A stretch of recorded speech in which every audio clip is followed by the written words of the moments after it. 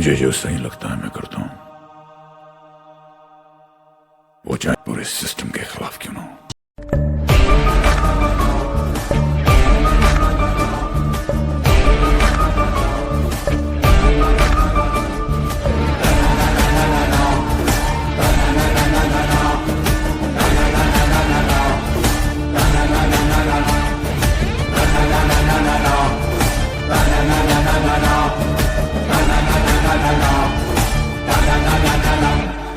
आता तरी देवा मला पावशील का, सुख झाला म्हणत्या ते जाऊशील का, हो आता तरी देवा मला पावशील का, सुख झाला म्हणत्या ते जाऊशील का.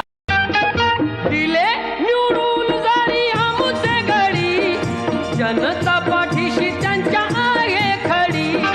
दिले निवडून जरी आमुचे घडी, जनता पाठीशी त्यांच्या आहे खडी. भलं आमचं करण्याला सांगशील का, सुख झाला म्हणत्या ते जाऊशील का. आता तरी देवा मला पावशील का, सुख झाला म्हणत्या ते जाऊशील का. आता तरी देवा मला पावशील का, सुख झाला म्हणत्या ते जाऊशील का. दोस्तों, अभी आपने वीडियो देखे होंगे, तो वीडियो से पहले हमेशा की तरह कुछ बातें आपके सामने रखना चाहता हूं. गए हफ्ते मैंने कहा था आपसे कि हमारा फर्स्ट अपील है के कुमार के बारे में. ये हफ्ते 3 अपील थे, के ईस्ट में था, के वेस्ट में था और एच ईस्ट में था. तो मैं आज लोगों के सामने एक उन्होंने जो निर्णय दिया है, आदेश कहते हैं इसे, जो के वेस्ट में आनंदराव मोहिते जो एग्जीक्यूटिव है, जिनके बारे में हमेशा कहता था कड़क है और अभी क्यों इतने ढीले ढाले हुए हैं, इनका आदेश की कॉपी भी मेरे पास आई है. मैं हर एक एग्जीक्यूटिव से, जो फर्स्ट अपील अधिकारी है, उनसे ये कहना चाहता हूं कि इस तरह का आदेश अगर दिया जाए तो कोई भी एई या उसके नीचे का स्टाफ की जरूरत नहीं होगी कि आपके आदेश को ठुकराया जाए या 30 दिन के अंदर माहिती न दिया जाए. जब हम उनके सामने गए, हमने यही बात रखी, जैसे मैं हर एक एग्जीक्यूटिव के सामने रखता हूं कि सर, हमें आपके पास आने की गरज क्यों पड़ती है, हमें आपको तकलीफ देने की आवश्यकता क्यों पड़ती है.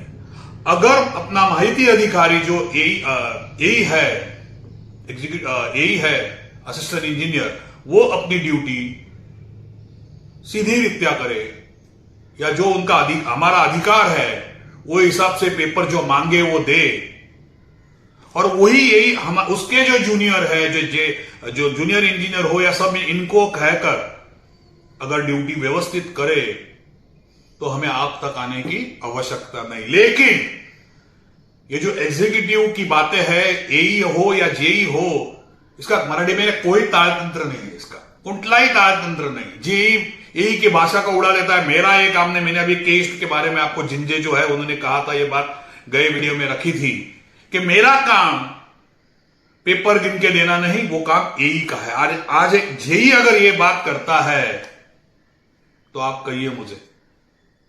तो मैंने यही बात मोहिते साहब से की, तो उन्होंने जो आदेश दिया, ये देखो क्या आदेश है. जनमाहिती अधिकारी यांनी अपीलकर्त्यास अपेक्षित असलेली माहिती स्वखर्चाने उपलब्ध करून द्यावी.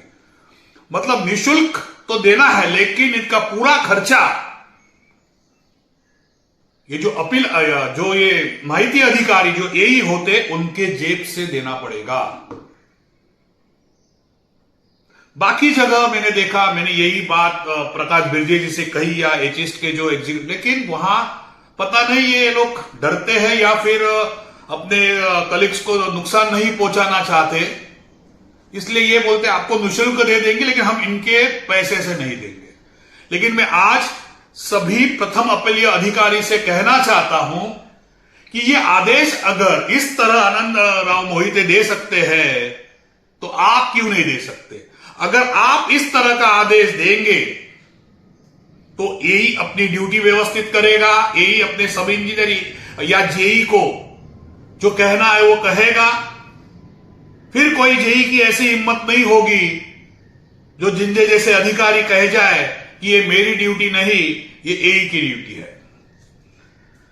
दोस्तों उसके बाद हम आते हैं, वही दोनों के ईस्ट और एच ईस्ट में माहिती तो निश्चित दी गई। अब आता हूं एक दूसरे मुद्दे पर। हम जब बहुत से लोगों को जो आरटीआई डालते होते, बहुत से लोगों को पता होगा कि हम जब फर्स्ट अपील को जाते हैं तो उनके दरवाजे के बाजू में एक बोर्ड लगाया जाता है। उसमें क्या लिखा है? सरकारी कर्मचाऱ्यांना सुरक्षा प्रदान करण्यासाठी कायदे। मतलब ये हम लोग जैसे हम फर्स्ट अपील पेपर मांगने जाएंगे तो हमें डरा देते हैं, ये देखो इस तरह होगा। उसमें कैसा है? सरकारी कामात अडथळा आणणे, 353 सरकारी कर्मचाऱ्याशी वाद घालणे। वाद मतलब आप पेपर दोगे, मांगोगे, वो देगा नहीं, या फिर कहेगा ये उपलब्ध नहीं है, ये नहीं है, वो नहीं है, तो फिर आप पे कलम है 504। सरकारी कर्मचारी अपशब्द बोलने, अगर वो हमसे उल्टी बात करे और हम कुछ कहे, ये मेरे साथ भी हुआ था। मुझे भी एक अधिकारी ने कहा आपको पुलिस में बुला लो, पुलिस को बुलाते, मैंने बुला लीजिए, कोई बात नहीं, बुला लीजिए। इस तरह होता है।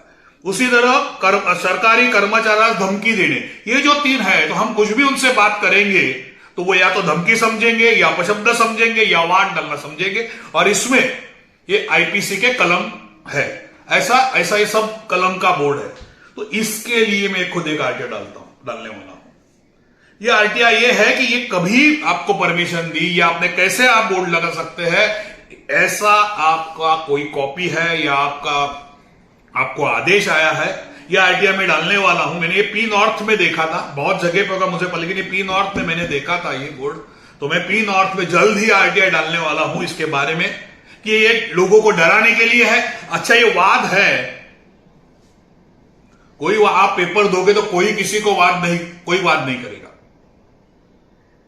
लेकिन आप पेपर ही देना नहीं चाहते तो ये वाद होता है।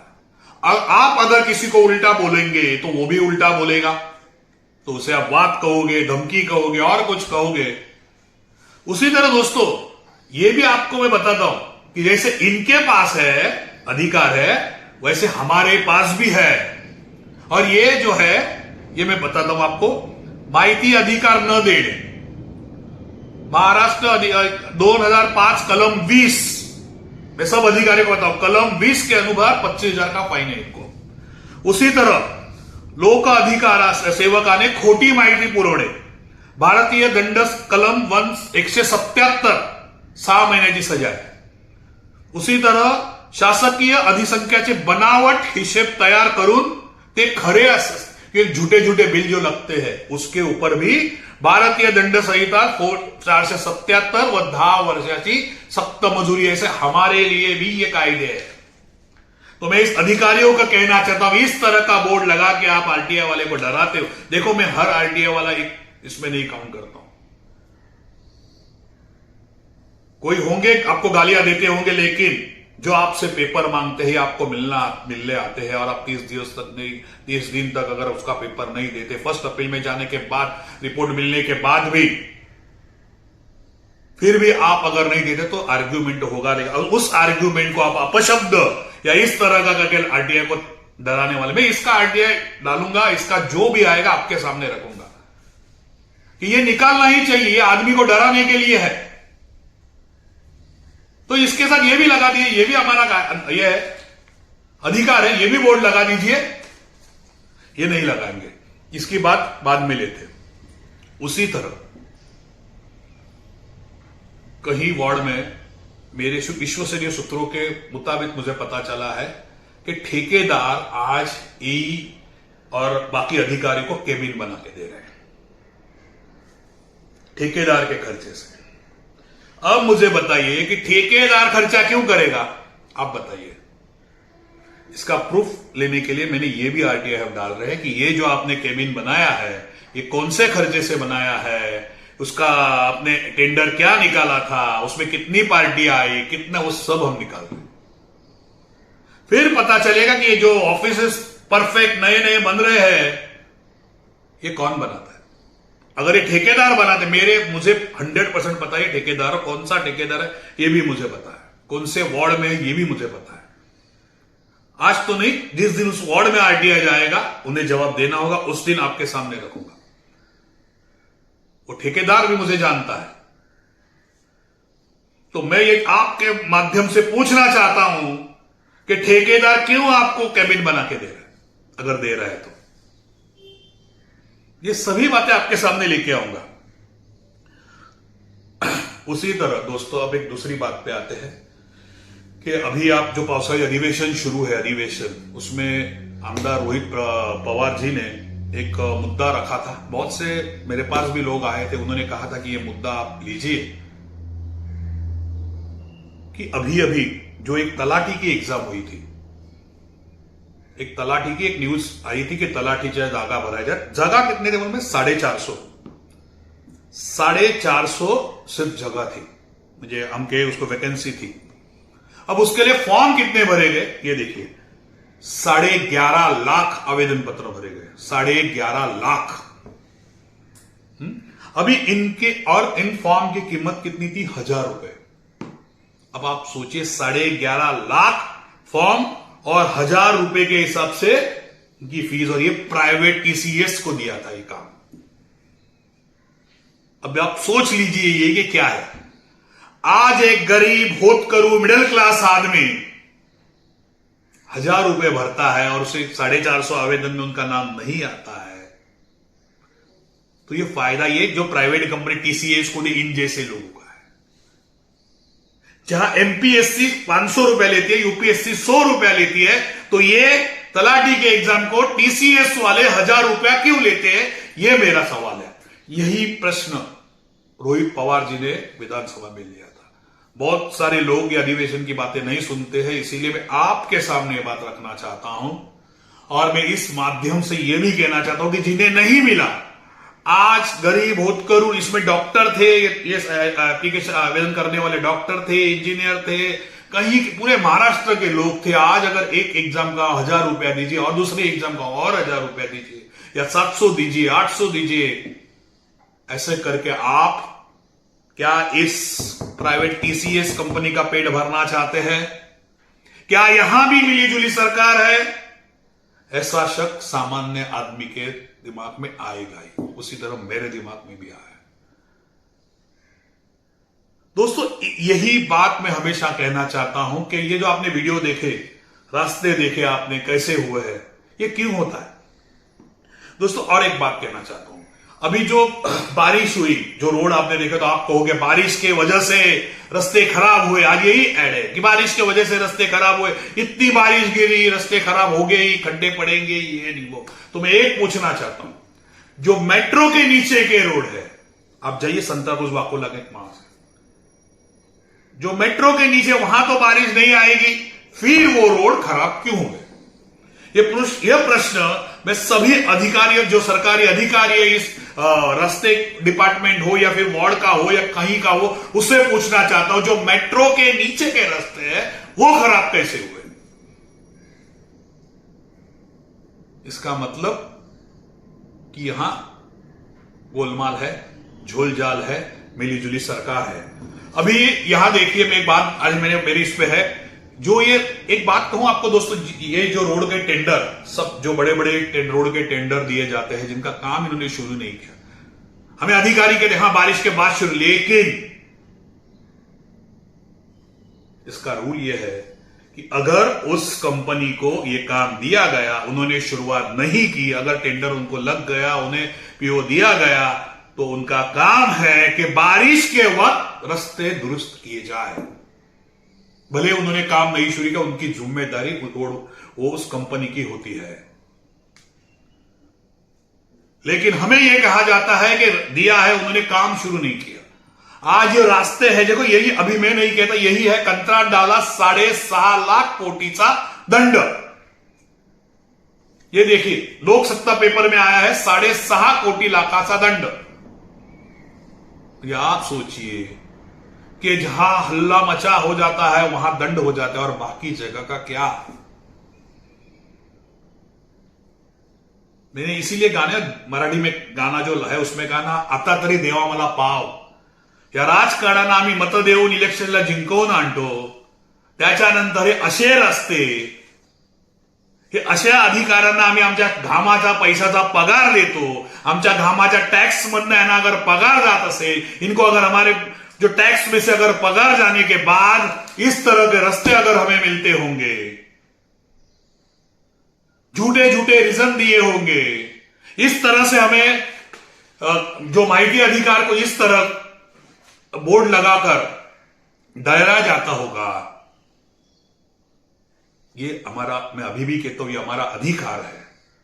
माहिती मांगना हमारा अधिकार है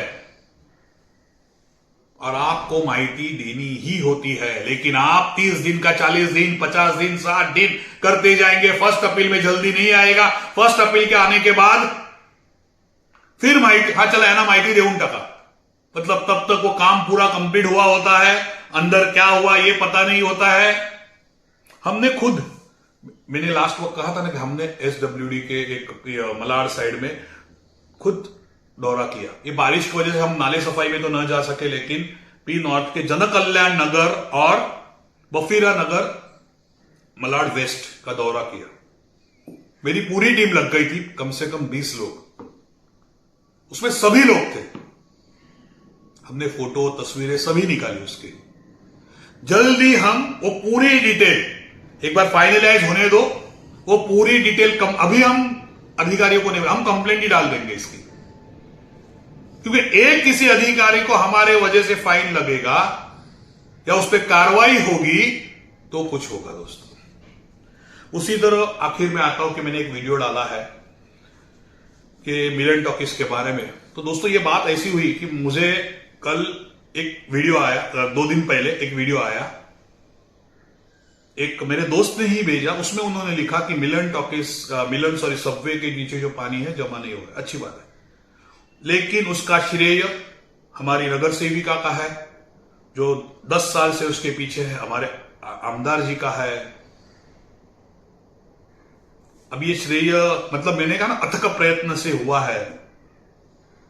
अब दोस्त है, भले राजनीतिक पार्टी कुछ भी हो, मैंने उसे कुछ नहीं कहा, बल्कि मैं जानता था कि पहली बात तो ये वार्ड जो मिलन सबवे हमारे उस नगर सेवी के वार्ड में आता नहीं, उसकी बाउंड्री मुझे पता है। और 10 साल नहीं, 15 से 20 साल से उसका प्रयत्न शुरू है। तभी आमदार हेगड़े जी थे, MP प्रिया दत्त जी थी। ठीक है, फिर भी मैं उन राजकीय में पढ़ना नहीं चाहता। मैं हमेशा कहता हूं, मैं राजकीय नौतों को हीरो बनना नहीं चाहता। मेरा सिर्फ इतना कहना है कि अथक, आप चलो ठीक है, आपके अथक प्रयत्न से, आपके नेता के अथक प्रयत्न से ये मिलन सबवे का पानी बंद हुआ है, तो फिर गए साल हुआ जो काम है, मैं इतनी बार से बोल रहा हूं, वीर मकरंद गाणेकर मार्ग, जिन्होंने अपनी जान देश के लिए दी, उनके स्मरणार्थ बना हुआ रोड की अवस्था, दुर्दशा ये है। इसके लिए आपके नेता का अथक प्रयत्न क्यों नहीं हो रहे? उन सस्रबुद्धे सर, जो नीर सस्रबुद्धे सर है, जिन्होंने विले पार्ले के पार्ले तिलक विद्यालय, आधा विले पार्ले अगर उनके स्कूल में पढ़ा है, तो उस स्कूल को उस शिखर तक लेके जाने वाले वीर नीर सस्रबुद्धे सर जी के स्मारक की ये दुर्दशा क्यों है? वहां आपके अथक प्रयत्न कहां गए? मैंने हमेशा कहा कि आप लेके जाइए। मैंने तो अपना काम किया है। मैंने खुद रानी जी को यह खत लिखा है और रानी जी ने टेंटेटिवली इसे हां भी कहा है। देखो, मैंने लिखा है कि ही 2 जो व्यक्ति आए, शॉर्टकट में पढ़ता हूं, गेला जो फोटो मैंने भेजा है उसमें उनको मैंने दोनों फोटो भेजे, जो आजाद रोड के है और इसके, उसमें मैंने उन्हें स्पष्ट लिखा है कि वीर मकरंद गाणेकर मां, जिन्होंने अपने देश के लिए जान दी, उनका रोड, और जिन्होंने अपने स्कूल के बारे में, जो पार्ले तिलक विद्यालय उस शिखर पे लेके गए, उनके स्मारक के बारे में आप सोचिए। इस वीडियो के बारे में फिर एक बार राणे जी से कहूंगा, सिर्फ ओके से काम नहीं चलेगा। बरसात रुक गई है, अब आपको ये दोनों चीज पे ध्यान देना होगा। बिरजे जी, आपने भी मुझे टेंटेटिवली कहा था, और एक बात आपने कही थी कि उन्होंने मान्य किया है कि ये जो शिखर, जो ये स्मृति स्थान बना है नीर सस्रबुद्धे जी का, उसमें उस वक्त वही अधिकारी थे और हमने खटपट की थी, ये उन्होंने एग्री किया है लास्ट मीटिंग में, की हा मला माहित आहे तुम्ही त्यावेळेला त्याच्या मागे लागले आहेत आणि मीच ते करून दिलं। तर आज इन सभी के सामने आपसे मैं विनंती करता हूं प्रकाश बिरजे जी कि आपने वो स्मृति स्थान बनाया है, उस स्मारक बनाया है, तो आप उसे ठीक ठाक कर दीजिए।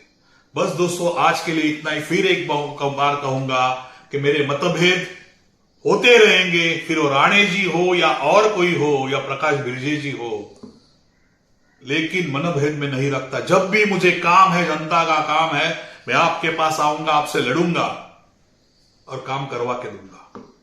बस दोस्तों, आज के लिए इतना ही। फिर मिलेंगे अगले हफ्ते। जय हिंद, जय महाराष्ट्र।